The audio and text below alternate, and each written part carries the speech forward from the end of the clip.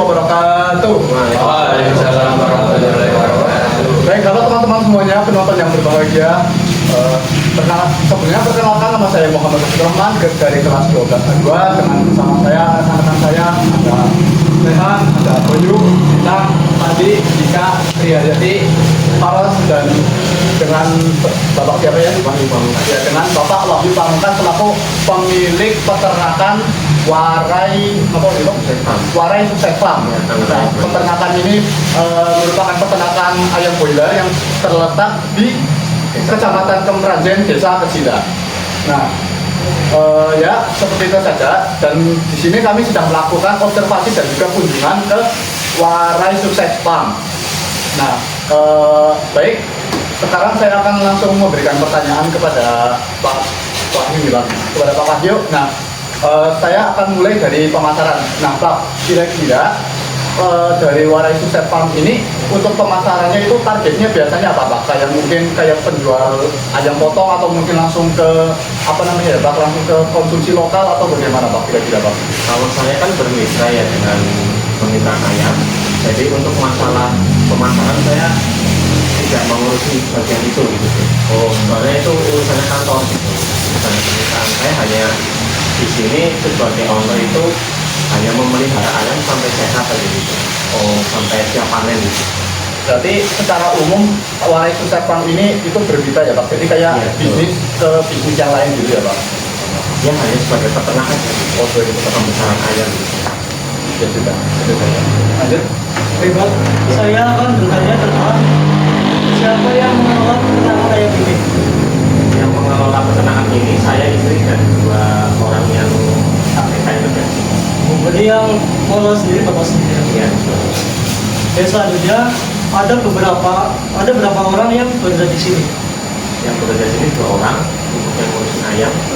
Kalau untuk panen ayam sih sekitar 6 sampai 8 orang. Jadi kurang lebih 10 orang gitu ya, Pak. Ya itu hanya untuk panen. Kalau untuk pemeliharaan sih 4 orang gitu.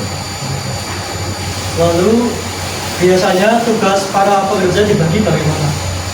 Ya sesuai kebutuhan dari si ayamnya itu. Untuk yang mengatur sih saya sendiri dan istri. Apakah pekerja di sini sudah berpengalaman dalam beternak ayam? Ada 1 orang yang belum, ada 1 yang sudah pernah kerja di sana ayam. Mayoritas itu sudah berpengalaman ya, Pak? Ya bisa dibilang belum sih, belum berpengalaman banget. Ya sudah. Selanjutnya, strategi apa yang dilakukan ketika harga ayam di pasaran sedang turun saat masa panen, Pak?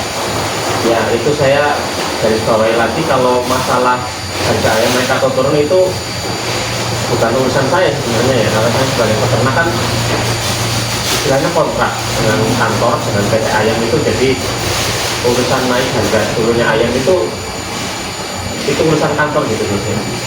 Jadi saya hanya pembesaran saja sampai ayam sehat. Nanti kalau misalnya harganya di bawah kontrak pun itu urusannya kantor. Kalau di atas kontrak pun nanti itu urusannya kantor. Kalau misalnya harga di atas kontrak, saya malah dapat bonus pasar. Pemasarannya jadi dari kantor. Terus selanjutnya, Pak, saya ingin bertanya tentang lingkungannya. Ya. Kotoran ayamnya itu apakah dibuang kemana? Apakah warga sekitar merasakan terganggu akan baunya?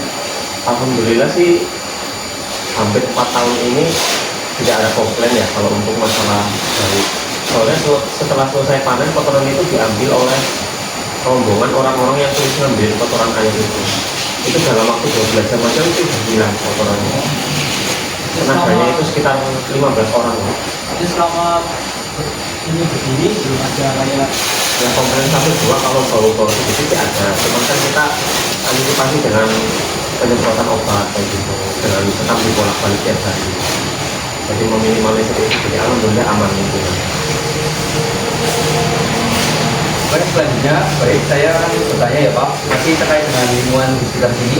Jadi mengapa Bapak memilih lokasi kandang ayam di area sekitar sini? Kebetulan waktu itu dapatnya lahan yang ini kebetulan terakhir. Awalnya mau bikin di sebelah kandang yang lama di desa Nusa Duren sana, cuman lingkungan memang tidak menyetujui karena terlalu dekat dengan rumah. Kalau di sini saya mikirnya kan dari rumah memang sedikit agak jauh lah, karena output dari kipas dari tower ini kan arahnya ke selatan, ke utara sana. Jadi di sana kan tidak ada pemukiman, jadi saya mikirnya aman. Sedangkan kandangnya ini kan kandang keluar sawah seperti itu, jadi insya Allah cuma masalah pun bisa diminimalisir. Kalau untuk kisaran kayak kalau harga tanah atau apa itu gimana? Ya itu memang dulu beli. Harganya kebetulan waktu itu masih masuk akal, nggak semua mahal banget. Jadi ya berani untuk ngambil resiko itu waktu itu. Sekarang giliran saya yang bertanya ya Pak. Dari pengalaman Bapak, faktor apa yang paling besar pengaruhnya terhadap keberhasilan budidaya ayam broiler? Ada beberapa faktor. Yang pertama itu dari BLC-nya itu bibit itu sendiri. Yang kedua dari kualitas pakan. Yang ketiga dari manajemen kandang di dalam kandang pemelihara itu gimana. Karena saya masih pakai sekam, jadi kan sekam itu harus dirawat gimana caranya biar selalu kering. Yang keempat itu salah satunya adalah faktor cuaca.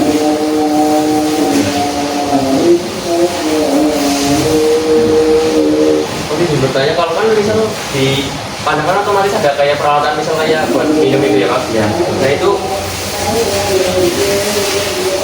sangat membantu apa tidak Pak dengan pekerjaan Bapak?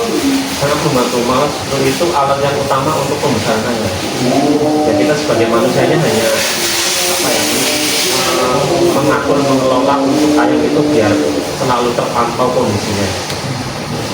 Itu sih kalau boleh tahu yang alat buat minum itu apa namanya? Nipple, Kalau buat itu apa namanya? makan ya, over otomatis kan.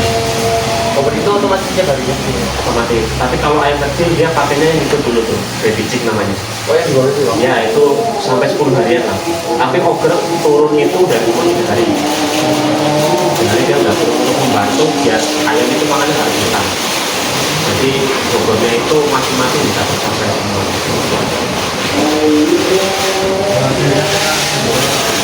Sebenarnya sekarang sudah ada Ya desinfektan udah mulai kelas. Itu kebersihan kandang, manajemen dan sekam itu sangat penting. Selanjutnya saya coba bertanya mengenai model ya Pak. Model yang dikeluarkan oleh Itu awal mulai sebenarnya untuk bangunan tanah atau ya bangunan dan tanah. ambil peralatannya berapa? Peralatannya dulu saya bikinnya borong, dalam pemborong, jadi saya terima fungsi udah siap pakai.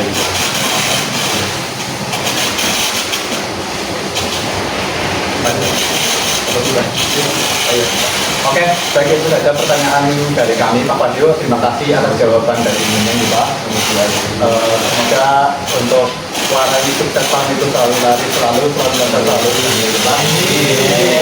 Ya, terima kasih dan itu saja dari kami teman-teman semua kelas 12 A2 dan sekiranya ada salah kata dan masih banyak kekurangan, mohon maaf yang sebesar-besarnya. Dan terima kasih juga sekali lagi untuk Pak Wadi yang sudah menerima kami untuk observasi dan melakukan kunjungan di sini ya Pak. Terima kasih, itu saja dari kami. Assalamualaikum warahmatullahi wabarakatuh. Ya, kalau zaman dulu memang bawahnya lelek, tapi sekarang ayam. iya. Sebenarnya kalau kali paling itu dapat berapa Pak? Tonasinya Pak, Kalau sama jumlah tahun Pak. kalau PLB ini alhamdulillah saya paling bagus di performanya di Jawa. IP-nya itu kan standarnya kalau coba 400. Saya PLB ini malah 80. Dapat uangnya itu ekor ya, ini itu 500 dikali 21.500 sekian itu. Kan makanya jangan dihitung di sini. Saya di rumah ya saya jadi. Jadi modal apa ya? BB-nya itu gimana Pak? Beli berarti? Kalau kita sebagai peternak kan cuma modal lahan, ya pertama uang lah buat bikin kandang ini sama peralatan selengkapnya sesuai standar Thomas. Nanti kalau bikin pakan obat itu dari kantong, dari sana. Jadi sistemnya itu perusahaan kayak gitu. 30-an. Masih 25 ribu akan Kan kontrak ketersediaan itu berarti 1 bulan Pak. Tapi beneran sih. satu bulan lebih sedikit. Kolor sampai 37. Nah, ini kemarin 37 habis.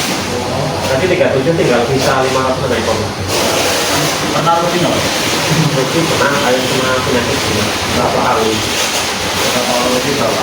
Rugi itu pun saya masih dapat 3.500 per ekor. Karena diurusin sendiri, jadi kan kita tahu apa yang harus dilakukan saat ayam itu sakit itu. Jadi penanganannya lebih cepat. Yang ini tanggung tanggal gimana Pak? Kalau Ya kedua belah pihak menanggung. Karena kantor kan di sini kan investasi sebenarnya. Oh iya. Jadi dipasain ayam ke kita tanggung jawab gitu sampai ayam itu benar-benar berhasil dapat sakitnya gitu. Kalau biasanya nanti yang kayak gimana Pak penyakitnya? Penyakitnya biasanya yang paling umum poli itu menyerang pencernaan. Berarti kayak ayamnya jadi gitu Pak. Ya, makan tiap hari tapi nggak sembuh. Oh, ya terus bontot Pak kalau Ya, ya, makanya itu harus harus pakai sistem itu ya untuk menanggulangi polinya itu. berarti itu kayak Pak. Oh itu ya. Banyak Biasanya dari akhirnya ada obatnya dari sini itu letakkan dulu. nyamuknya dari air Iya, kondisinya. kemudian ke air. Ini dulu modal-modal alat sama bahan-bahannya yang bahan makanannya itu apa? Kalau modal-modal alat, Kalau alatnya aja dihitung itu di RAP sekitar 400-500. kalau misal pakannya buat sehari-hari tetap budaya berapa per bulannya? Pakan itu satu kali panen 1.280 sak. kira-kira berapa Pak? Satu sak 50 kilo. Ini kemarin panen ini habis 66.000 kilo kalau dihitung secara kiloan. Iya. Balik modal dulu Pak. Alhamdulillah. Karena diurusin sendiri jadi kan hasil terus. Oh iya.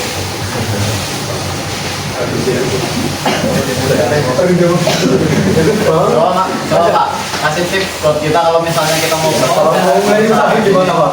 kasih tips coba. Setelah lulus SMA kan pasti yang pertama nggak boleh punya modal. Iya.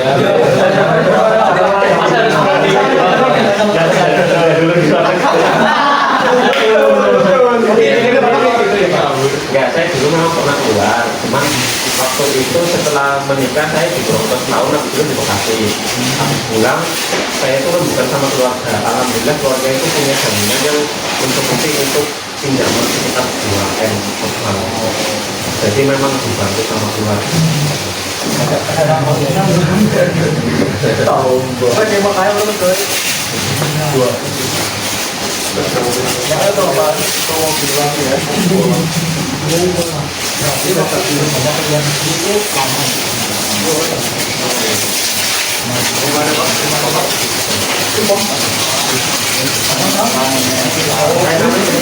Kalau itu apa nama di rumahnya ada Jepang. Ya itu cuma buat teman-teman aja lah. Ada yang kasih sama teman-teman nggak, Pak? Pengen. Nanti ngumpulin uang. Liburan ke sana.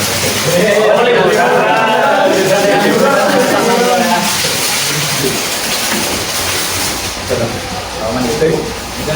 Ya, kami kurang dulu ya, Pak. Terima kasih atas Itu udah lengkap pertanyaannya. Nanti kalau nyampe rumah uang saya. Udah cukup bisa dari Sama-sama. Saya terima kasih banyak.